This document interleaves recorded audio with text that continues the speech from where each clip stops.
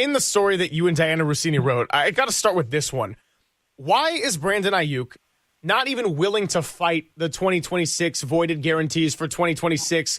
This is the same client and agent who fought for months on end about moving up from the original mark of 26 million-ish, who did the whole entire process of a hold-in, who dragged this thing out deep into training camp. Why all of a sudden now is that same representation and that same player okay with just saying, yeah, it's fine, you can void the money, I want out of here? That was a very contentious contract dispute, and it was always weird because the agent for Brandon Aiyuk is also the agent for John Lynch and has described him as his mentor, and they're very, very close, right?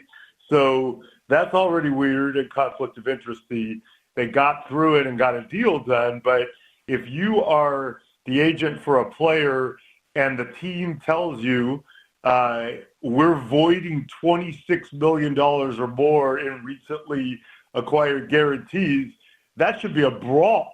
And I know the player has to want to fight for it too, and I don't know exactly what's going on with Brandon, and that may factor in. But if you're the NFL Players Association and certainly the agent, that's a fight. And I know Diana and I didn't give exact specifics about why this was voided because we don't have them to report other than he missed a lot of meetings and missed a lot of team activities. But it's hard for me to imagine that missing some team activities would provoke a team that just signed a guy to that deal to just say, fine, we're voiding that much in money. And then the player would be like, yeah, you're right, I missed some stuff.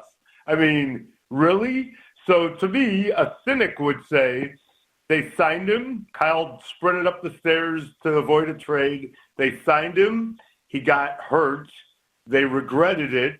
He also threw that weird tantrum with the shorts, before he got hurt. The knee injury was significant. And a cynic would say they looked for a way after that to figure out if they could void things. And somehow the player didn't fight that. Now, there may be something more to that we haven't reported yet that we will continue to try to figure out. Maybe there's something horrific that happened that he doesn't want to fight about that led them to this, but none of that matches up with. And by the way, we still want him to come back and play. We want this guy to come out and ball for us. Like, dude, you already said he didn't live up to the terms of the contract and went after a giant chunk of the money and got him to give it back to you. You think he's going to, come back and fight his way back onto the field for the Niners? You can't really think that.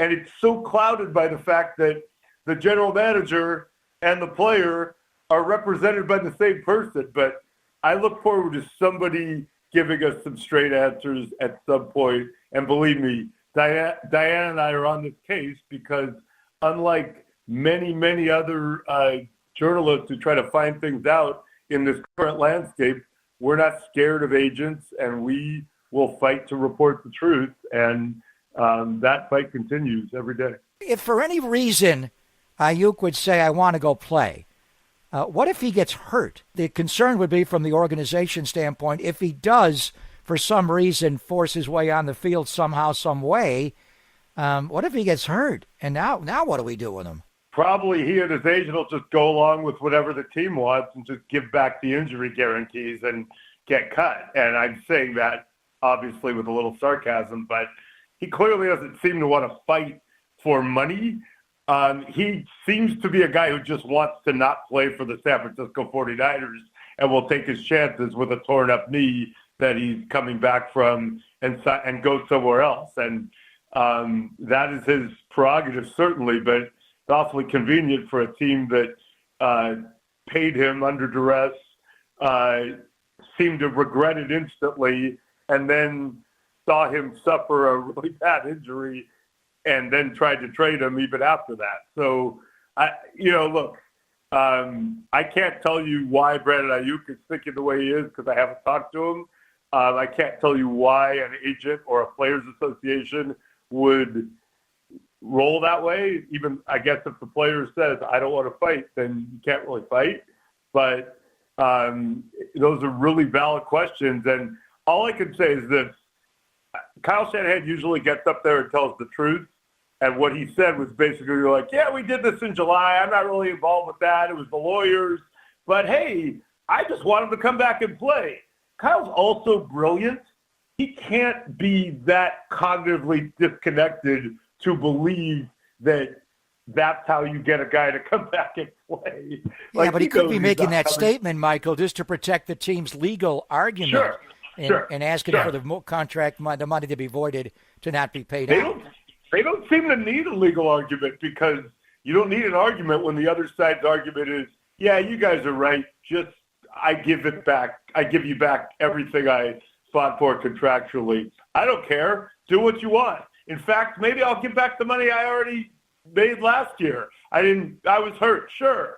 I mean, it's a bizarre situation, and I think fans who are watching it are equally confused, because they know that if it was their job and their boss just gave them a giant raise that was guaranteed, and then they didn't show up for some stuff, and then the boss said, fine, based on the terms of your contract, a bunch of that raise is gone forever, but hey, get yourself right and come back, and I want you back working. They know that that is a bizarre way to portray things, but we're not hearing Brandon Aiyuk's side of things.